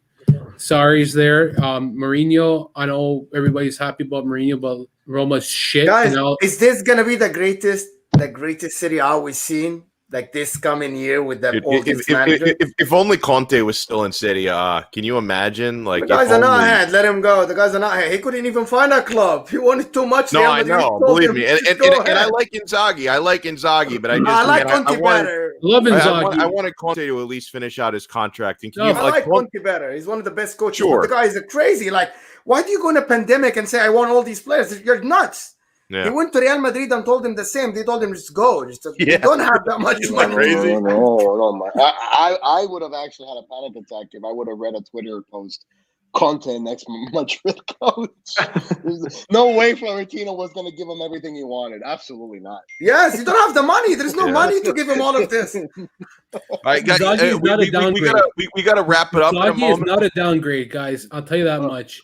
He's No, not a I- downgrade. I like He's him. not. No, Yeah. no, he's not. He's I agree not a with you. downgrade. Let's see what he's Underrated, gonna man. do with that. Let's see what he's gonna do with a better club and better team and better players. Yeah, Alex, just I'm one very more better curious fans. to see. I'm better fans. I'm better fans. Alex, They're fans. just one more thing on Immobile for Jerry before we end. Listen, if you're as small as Immobile and you're not as quick as Insigne, it's kind of tough to try to go up head to head with John Stones and Maguire. I mean, I'm gonna be honest. Unless you're in space, but if you're the false nine, you can't go out. You can't go wide because you already have Insigne going one side. You have Chiesa going up on the other. Your fullbacks want to press forward. It's just in that particular matchup, in my eyes, Immobile just wasn't fit to be in there. Unless you had a much taller guy that can create possession and create havoc against those two big tall guys than Maguire and Stone. I get it. I do agree with Marco. You have to play him though, regardless. There's nobody else. I agree with What that. else you got? That's it. All right, so I want to like give. we said, I wanna man. give- Everyone's a TSN insider or fucking ESPN insider on Twitter. Twitter insider. I love it. I'll Hey, keep saying it, before man. we go, I want to give everyone a chance to plug anything you're working on, social media, any platforms you have. I mean, I'll plug our podcast before we go on to everybody. You know, make sure if you're watching us on YouTube, make sure you check out the audio only versions that post the day after the YouTube streams. You can search for us on Apple Podcasts, Spotify, wherever you get your pods. Calcio Connection. Just search for us there. Subscribe, please. It really helps us out. If you can leave us a 5-star rating, and if you have a few seconds, leave us a nice review. I have a feeling we're going to get bombarded with reviews from English fans who are not going to be happy. So the Italian fans, try and balance them out with nice reviews. We're going to get some nasty ones. You can also, if you're listening to us, make sure you know you can get us on YouTube. Please hit the subscribe button. Subscribe to our channel. We go live at least once a week, usually twice a week. You know, especially now that, you know, the transfer market and preseason is going to get fun. We'll have plenty of stuff to talk about even post-Euro. So make sure you subscribe to our YouTube channel, Calcio Connection. It's easy to find us. Hit the thumbs up button on this video. Hit the like button and turn the alerts on if you can. That way, and we're not going to like spam you because we only do once or twice a week. But if you turn the alerts on whenever we go live, you'll see it and you'll be able to hop right in. So make sure you check out our channel and also Calcio Connection. We have a Patreon page. We're going to be continuing to grow it. I know we have some ideas, maybe even about doing some Formula One stuff in the future. That was an awesome idea by Jerry. I'm going to have to lean on him for that because I'm not nearly as big of a Formula One fan, but we'll have fun with that. But right now, I do inter-content every day on the Patreon channel. You can unlock it for a donation as little as $3 a month. And I think if there was ever a time to get in on it, it would be this month, even if it's only this month. If you only want to come in for 1 month, that's fine, because all of the pledges we get between now and August 4th will be donated in full to the Make-A-Wish Foundation. If you want to learn more about what they do, wish.org. So, you know, in a normal month, we take the proceeds and I pay for the expenses, you know, in running the podcast, the podcast storage, the editing software that I use. But this month, 100% of the pledges are going to Make-A-Wish. So if there was only going to be 1 month you guys get in, this is probably the month to do it. So that's where you can find all of our stuff. Mo, thank you so much for taking the time, sir. I love, especially the breakdown that you had of the English goal was incredible. Excellent stuff by you, sir. Where can people find you? Thank you for inviting me. It was great talking to these great guys who knows a lot about football and knows a lot about every Euro nation. Guys, you can find me on Twitter right here. Alex just removed the Twitter handle from us. So Oh, there it right is. here. It's back. You can find me right here. Also, you can find us on Inter Worldwide. We do podcasts, we do shows. You can find our YouTube channel, our Facebook page. It's Inter Worldwide.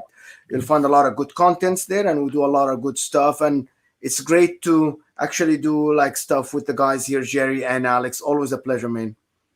Oh, it's a pleasure having you, man, and want to welcome in our first timer, and it won't be the last time as long as you want to come back, because I don't know if I might have scared you away with my shiny head or something. But Marco Beghetto, such a good job, and I love what you brought to the table as well, sir. Where can people find you? I'm just a civilian. I got nothing going on. I talked my way on. I talked my way onto this podcast. So just Marco Beghetto on Instagram. I don't have Twitter because it's a swamp, and I still have Facebook. So that's it. You're not wrong about that. That's how I feel about wrong, Facebook, man. though. And I love Twitter, but yeah, go Dolphins. I got to throw that in there. beautiful. Fuck Go the Dolphins. Go Cowboys. Oh man, Kai Chen Chisholm, thank you for stopping by, sir. Yeah. Where can people find your work, Kai? Well, you can follow me on the Twitter down there at Samurai Radio. And you can follow me 5 Reasons Sports Stuff. We'll be doing stuff there. Recently got announced today. I'll be hosting the Yard Prep Pregame show. So if you want to tune in, Congratulations, by the way. Thank you. If you want to tune in every single week for that. And then also once I finally work out the kinks, and by the way, I want to say I love being able to come on, especially here, because my Serie A knowledge is very, very small. So being able to listen to you guys talk is great, because being able to watch them in this upcoming season and kind of try to watch more and get more into that will be awesome. But if I will, hopefully, still working out some of the kinks, be having a Bundesliga podcast coming up this season. So if you want to listen to anything Bundesliga, you can also come by. I will say it will most likely be heavy Bayern focused, but I will try to get my bias out of there and have it be more about the Bundesliga. But yeah, I mean, it's hard to do. It's hard to do a Bundesliga podcast and not be Bayern focused, because they run that league. Last season there was a lot with Schalke, the fan True. reaction to the relegation. There was a lot last year that was being able to be talked about. I did it before we got fired, but it's okay. They're gonna win it again this year. I think so too. I think a healthy Bayern can still beat PSG, even though they brought in like the fucking the kings and the queens. Dude, like PSG's bench could eliminate a lot of really good Champions League teams. No, they're not going to do anything. They won't. Never will. They don't have competition in the. Yeah. I love PSG. Please no PSG talk. I'm still trying to wrap my head around Ramos. Please. So I don't love PSG. Yeah. I want to correct myself there. I like he signed my arm 5 years ago, and I have it tattooed right there, that's so cool. Number 4, right there. And now I have to see him in a PSG jersey. That's I hard, think man. PSG is going to struggle in the Champions League. There's too many. I hope they do, man. By the way, I didn't even even realize like there were any like PSG fans, because usually I can talk shit about them like with impunity. But like a couple weeks ago, I tweeted on something that Sansone tweeted, because like he's kind of like he's kind of a PSG fan. I think it's just because he loves Moise Kean. But he like tweeted out like PSG's lineup, and he said, "Oh, who could beat this team?" And I quote tweeted, and I said, "Probably whoever they face in the Champions League quarterfinal." And then, dude, like I usually talk shit about PSG and Man City, and I get no flack because I don't think that those teams have actual fans. Only, like plastic fake fans who don't care. But I actually got bombarded by PSG fans when I wrote that. So there are a few out there that actually take stuff personally. But Manny, continue the thought, man. Where can people find you? Yeah, just find me right there on Twitter at Manny17_. I mean, I do a lot of stuff for 5R. I'm all over the place, man. I have a little bit of everything when it comes to media and stuff. So just find me on there for anything. I'm a Real Madrid first fan. Obviously, I'm not one of those delusionals that think that everything is bought. But hey, I've heard otherwise, whatever the case is. But no, guys, listen. What you and Jerry have actually built here, man. I was on your show actually during the pandemic last season, and right. and me being part of Vice City here at Inter Miami, and where the team sucks, but for us, it's all about the fans, it's all about the community, and it's all about the passion for the sport. I think that's exactly what you guys are doing, man. And listen, I remember growing up that even though I'm a Real fan, to me, when you have the battles of Inter Milan and AC Milan and Juventus always battling at the top. Not saying Lazio can't do it, Jerry. Don't get mad at me, okay? Listen, if Piojo Lopez... Hey, I don't get offended. I don't get offended. Take him to the top, man. When me growing up in the 90s and 2000s and watching Gold TV, and me being able to see those 3 teams always battling it out, to me, especially in Europe, was one of the most passionate things in soccer for me growing up. So I think the way now that Juventus is kind of trending down, and everybody else is getting that equal or not better opportunities to become that next team, I think it's great, not only for Italy, but for the game itself. Jerry, let people know, and I'm sure you've probably, and I think I've already read at least one thing that you wrote today. Let people know where they can find you, where they can find your articles, my friend. Well, to piggyback on Manny, Lazio should have won at least the second Scudetto back in the 90s, but Well, they have 2, right? Yeah, they should have had 3, They but should have 3. Yeah. fucking at least 3. We pissed it the year before when we won it in 99, 2000. Milan won it when we pissed it off in the last 3 games in the season, gave it to Milan. But I hear violins playing. Anybody else? yeah, it's different, man. I'm It's at the diff- night. It's not violins. It's different. For Milan, they've won countless trophies. For Juventus, they've won countless trophies. The violins not for Lazio. The violence is more that it has to get done for a club like Lazio when they spent that much money back then. There's no violin. It's just there's no excuses, right? Like it had to be done, and at the end of the day, it is what it is. But yeah, I wrote a piece for 2 pieces actually for the Laziale. One actually did one on Copa America on the finals, and I kind of did an honorary piece on Messi finally winning his Copa America, and will probably go down as one of the best players of all time for me. Oh yeah. And then I mean, he's no Vidal Marici, but he's all right. I am not getting into this messy conversation. why? Again. Well, that'll be He's a next Ronaldo time. fan. You had a huge Jerry, thing we yesterday. will take another hour here. Trust me. Ask You're a Pat. Ronaldo fan? Yeah, I want to go to bed, bro. Don't Oh. open Pandora's box. Don't now, start. please. Okay, don't Please, start. God. Okay, let me just go. Anyways, it's about basically it's more briefly about Rodrigo de Paul and how he was the best man of the match and should have been awarded the man of the match, not Di Maria, but this notion of scoring a winning goal overrides the performance of a good player. I hate it. It makes no sense to me, but that's a whole different topic. And I wrote about the Italy game yesterday and how basically about Mancini and how he's taking this deserves credit and mainly Federico Chiesa being the star of the match, in my opinion, overall. Yeah, but, I totally agree. But yeah, it's about it. And Jerry, don't get offended unless you talk shit about Cheeto. Sorry for all the F bombs tonight. I have been overly, Dude, don't be sorry. very overly passionate today, and Jerry, I will go to bat for my boy Cheeto Immobile. I have a goal in life, and it's this, and I got denied because of stupid COVID. I was supposed to be in Lazio to watch Lazio versus Fiorentina, but didn't happen because the day before when they canceled all trips in Canada, I was on a flight to go to Italy, and thank God I got reimbursed. But this coming up season, at least this season or the next season, my goal is to meet Cheeto Immobile. I don't know how I'm going to do it, but I plan to either run on the field and Don't do that. and just take the massive fine and hug I don't him. want you to get you'll get Or- locked up in dude. You will get fucking locked up in Italian jail. I don't want to have to fly over there and bail you Oh, out. that's Do not great. run on the field. Or I need to figure out something where you can meet the players at the game because I need to meet Cheeto and I need to meet Sergei Milinkovic-Savic too. Those 2 players only. The rest I don't really. It's an added, I guess, but Immobile Jerry, has to be me. Do you belong to like a Lazio club or something? I'm part of the Lazio club here, the SS Lazio Toronto, but I never go, man.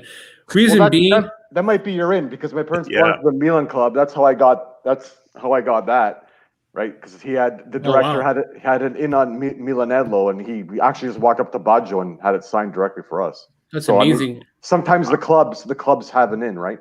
Oh Yeah, wow, that's true. I just can't do it because I can't be beside 20, 30 people watching the game. Oh, I know. I don't go. Yeah. Fucking hate it, man. I need to watch at home.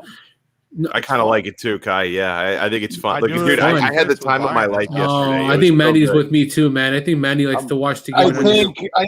I think when it's your own team in the matches, Yeah. like I remember watching Real Madrid in those penalty kicks against Atletico. Thank God I was at home because if we would have lost and I'm on the road, dude, I fucking lose it. Like, don't fucking talk to me. Don't tell me it's okay. Don't tell me it's next year. Fuck off. We lost, but we won, right? So Yeah. I just broke everything in my house. I didn't hit nobody. I'm the same way. I have to watch it at home. One, because I like writing about the team, Yeah. and 2, because I need to understand what's going on in the game. I You used have to so be much shit going on around Yeah. you too. It's like Yeah, it's true. It's not like North American sports where you can watch basketball, hockey, football, and be with your buddies and miss a play. They show the replay 100 times, so don't Yeah. worry about it. With soccer, it's like you miss it. there's no stoppages. Yeah. There's no stoppages, man. You're not gonna get that replay again. unless it's like a set play and there's like a change or something. I don't know, but that's about it, guys. Thanks for coming on tonight. Alex, I know you want to go to bed, so go hit the hay. Do what you got to do. This episode was 2 hours. My God. 10:30, bro. Oh, But at fuzz. 10:30, I turn into a pumpkin. I it's like clockwork. I appreciate everybody coming in. Huge thanks to Mo, to Marco, to Manny, to Kai, and of course to Jerry, the man who believed all along. He believed in this Euro 2020 championship. We will talk to everyone next time on another episode of the Calcio Connection podcast. Ciao. Thanks, Fuck guys. that jersey. Fuck that.